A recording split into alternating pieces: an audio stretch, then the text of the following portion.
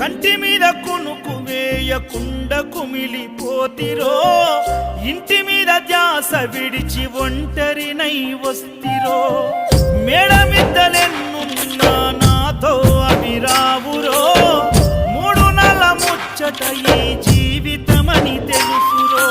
నీవు తప్ప నాకింకా గొప్ప ఎవ్వరు, తప్పదెందుకయ్యా ఈ తిప్పలెందుకు.